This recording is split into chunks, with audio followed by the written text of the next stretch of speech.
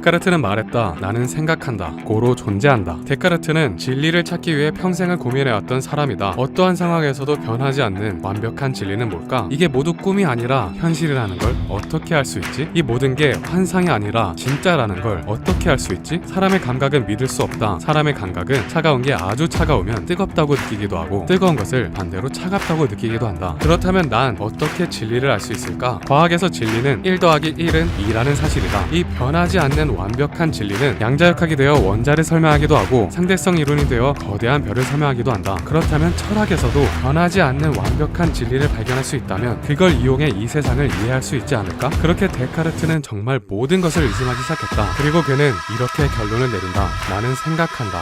고로 존재한다. 내가 씨발 생각한다는 것만큼은 진짜고 따라서 나는 존재한다고 할 수 있다. 내가 존재하지 않으면 이런 걸 생각할 수 있겠어? 내가 존재해야 이걸 생각할 수 있는 거지. 아, 내가 생각한다는 것만큼은 진짜구나. 그러나 안타깝게도 현대과학에 의하면 데카르트는 틀렸다. 우리가 당연하게 믿는 이 생각도 우린 잘 알지 못한다. 왜냐하면 우린 생각하고 있지 않으니까. 우리는 뇌로 생각한다. 수많은 신경세포로 이루어진 이 뇌는 신경전달 물질이라는 메시지를 보내며 소통한다. 원자들이 원자들을 보내며 원자들과 소통한다는 것이다. 이 움직임을 과연 우리가 통제하고 있을까? 1979년 미국의 심리학자 벤자민 리벳은 아주 유명한 실험을 한다. 연구원들은 실험 대상자의 머리에 전극을 연결하고 자신이 손목을 굽히고 싶을 때 손목을 굽혀보라고 했다. 그리고 그들이 손목을 굽히기로 결정한 순간과 실제로 손목 근육이 움직인 순간을 측정했다. 그들이 손목을 굽히기로 결정을 내려 근육을 움직이기까지 약 0.15초의 시간이 걸렸는데 놀라운 건 그들의 뇌에서는 0.55초 전에 이미 움직임이 나타난 것이다. 내가 아닌 무언가가 먼저 명령을 내리는 것 같았다. 이 시간차가 너무 짧다고 생각하는가? 그로부터 29년 후 2008년 네이처지에 올라온 논문. 특이한 실험을 많이 하기로 유명한 막스 플랑크 연구소에서 좀 더 정밀하게 실험을 한 것인데 이번엔 실험 참가자들에게 두 가지의 선택지를 주었다. 왼쪽 버튼 하나와 오른쪽 버튼 하나. 이 두 버튼 중 누르고 싶은 버튼을 마음대로 눌러보라고 지시했다. 그 결과 놀랍게도 그들이 버튼을 누르기 7초에서 10초 전에 그들이 어떤 버튼을 누를지 미리 알 수 있었다. 7초에서 10초. 이 경악스러운 결과에 이어 2013년 실험에선 실험 대상자가 머릿속으로 계산한 수의 답을 4초 전에 알 수 있었고 가장 최근인 2019년 실험에서는 실험 참가자에게 여러 장의 그림을 보여주고 머릿속으로 하나의 그림을 선택해보라고 했는데 그 사람이 머릿속으로 그림을 선택하기 11초 전에 그들이 어떤 그림을 선택할 것인지 미리 알 수 있었다. 우린 정말 생각이란 걸 하고 있는 걸까? 아니면 심장이 뛰는 것처럼 우리 뇌도 자동으로 움직이고 있는 걸까? 아무도 나는 심장을 뛴다 라고 말하지 않는다. 아무도 나는 혈액순환한다 라고 말하지 않는다. 그런데 우린 왜 나는 생각한다 라고 말해왔던 걸까? 우리의 몸은 뇌의 전기 신호를 받아 움직인다. 그래서 왼손을 들어올리는 동작과 관련된 뇌 부위를 자극하면 그 사람의 왼손을 들어올리게 할 수 있다. 한 실험에서 연구원들은 실험 참가자들의 뇌 부위를 몰래 자극해 왼손을 들어올리게 한 후 시침을 뚝 떼며 그들에게 왼손을 왜 들어올렸냐고 물어보았다. 그러자 그들은 이렇게 말했다. 그냥 들고 싶어서 들었다. 가려워서 들었다. 무슨 생각이 나서 들었다. 이미 일어난 일에 이유를 갖다 붙이는 것이었다. 연구를 마친 리벳은 이렇게 말한다. 우리가 느끼는 자유는 뇌에서 이미 일어난 일인 것 같다. 그러나 데카르트의 이 문장의 오류는 여기서 끝나지 않는다. 놀랍게도 이 문장엔 틀린 게 하나 더 있다. 그건 바로 나라는 것이다. 나라는 게 틀렸다니 말도 안 된다고 생각한다면 한번 나를 설명해보자. 나는 누구인가? 나는 이쁘다, 잘생겼다, 못생겼다, 키가 크다, 작다, 똑똑하다, 멍청하다, 사교적이다, 수줍음이 많다, 팔이 길다, 짧다. 나라는 사람을 설명할 수 있는 방법은 엄청나게 많다. 그런데 재미있는 건 이 모든 표현은 다른 사람이 존재하지 않을 땐 사용할 수 없다는 것이다. 다른 사람이 존재해야만 이런 표현을 할 수 있다. 다른 사람이 존재하지 않으면 나에 대해 말할 수 있는 건 아무것도 없다. 왜냐하면 모든 건 상대적이니까. 뉴턴과 갈릴레이는 이렇게 말했다. 우주의 배경은 고정되어 있고 물체가 이 방향, 저 방향, 이 정도의 속력을 갖고 움직인다. 그런데 수백 년 후 아인슈타인이 나타나 이렇게 말한다. 다른 물체가 없으면 그 물체가 어느 방향으로 가는지 속력이 어떻게 되는지 알 수 없다. 다른 물체가 존재할 때만 방향이 있고 속력이 있는 것이다. 다른 물체가 존재하지 않으면 그 물체의 속력도 방향도 있을 수 없다. 왜냐하면 모든 건 상대적이니까. 이건 물리학에서만 적용되는 게 아니다. 나를 설명할 때도 똑같다. 다른 사람이 없으면 나를 설명할 수 없다. 다른 사람이 존재하지 않을 때 나에 대해 설명할 수 없다면 나는 정말 존재하는 걸까? 서로를 치고받고 때리며 상대를 쓰러뜨려야 이기는 종합격투기. 이보다 상대 선수를 더 적으로 생각해야 하는 스포츠는 없는 것 같다. 그런데 한 TV쇼에서 격투기계의 악동 코너 맥그리거가 상대 선수를 적으로 묘사하는 영상을 보다가 이렇게 말한다. I don't like like looking at these things. You know, at the end of the day, we are all competitors. Nothing but respect from my competitors. That we all need each other at the same time. You know. 서로를 필요로 하는 존재. 상대를 주먹으로 쓰러뜨릴지언정 우리는 서로를 필요로 한다. 왜냐하면 다른 파이터가 있기 때문에 나라는 파이터도 있을 수 있으니까. 다른 파이터들이 있어야 나도 파이터가 될 수 있다. 마찬가지로 다른 사람이 없으면 나도 있을 수 없다. 그러면 나는 뭘까? 테세우스 배의 역설이라고 들어봤을 것이다. 미노타우로스라는 괴물을 죽이고 아테네로 귀환한 테세우스. 아테네인들은 그 같았던 기념비적인 이 배를 수백 년 동안 관리하며 보존한다. 그들은 배의 나무 판자가 썩으면 새로운 판자로 교체하고 또 다른 판자가 썩으면 다시 새 것으로 교체하면서 계속 보존해왔다. 그런데 그들이 이렇게 계속 낡은 판자를 새로운 판자로 교체하다 보면 어느 순간 원래 배를 만들었던 판자는 하나도 남지 않게 될 것이다. 그렇다면 이 배를 테세우스의 배라고 할 수 있을까? 만약 테세우스의 배에서 떼어낸 낡은 판자로 다시 다른 자리에서 똑같은 배를 만들었다면 우리는 이 두 배 중 어떤 배를 테세우스의 배라고 할 것인가?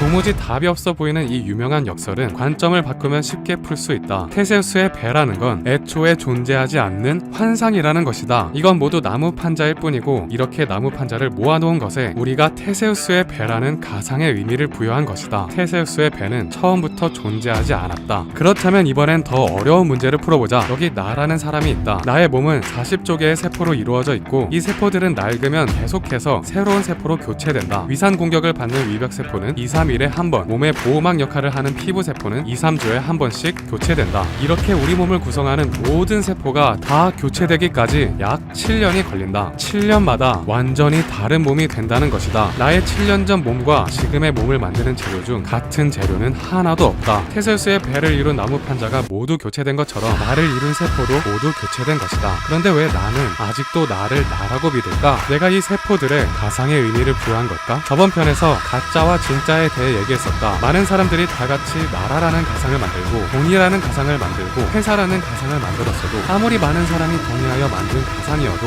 가상은 가상이다.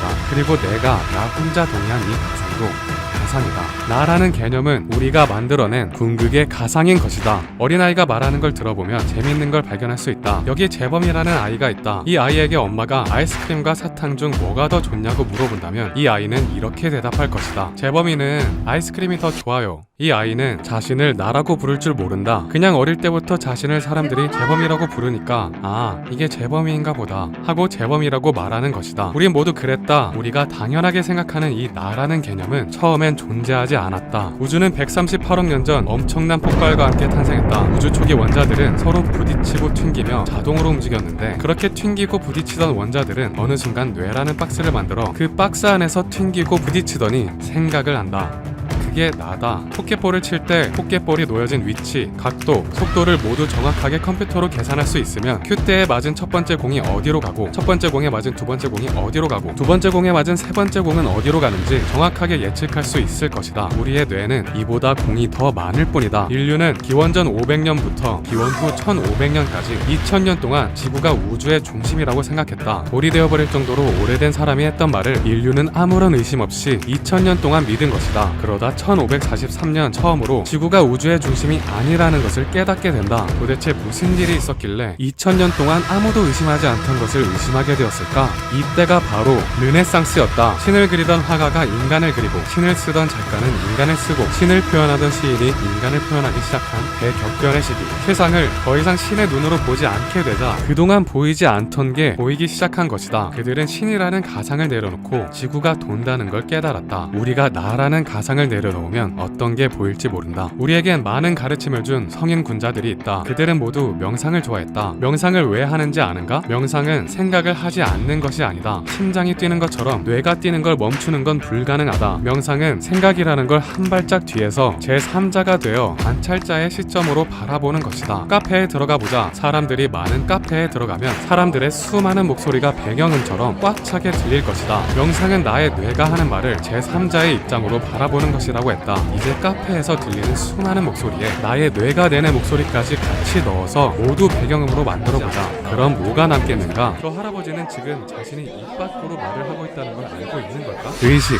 단 하나가 남는다. 외부 세상과 이 몸뚱아리를 경계짓던 나라는 가상이 사라지고 경계를 짓지 않는 의식만 남는 것이다. 이럴 때 사람들은 내가 무한하다는 것을 느끼고 우주와 하나가 된 듯한 느낌을 받는 것이다. 그래서 그들이 이런 말을 하는 거다. 너와 나는 하나라고, 우리는 모두 같다고, 내가 우주고 우주가 나라고, 내가 신이고 신이 나라고, 내가 너고 너가 나고, 내가 쟤고 내가 얘고, 쟤가 나고 쟤가 얘고, 얘가 쟤고 얘가 나고, 얘가 쟤고 내가 야라고. 이딴 말. 신을 버리자 세상이 보이기 시작했다. 나를 버리면 다 보인다. 적어도 난 그렇게 생각한다. 다른 사람에게 나를 소개할 때 애를 썼던 적 있는가? 나를 설명하는 게 어렵다고 생각한 적 있는가? 사람들은 가끔 자신도 자신이 누구인지 모르겠다고 한다. 변덕이 너무 심해 내 마음을 알 수 없다고 한다. 생각해보면 다른 사람에게 나를 설명하는 건 어려울 수밖에 없다. 왜냐하면 넌 존재하지 않으니까.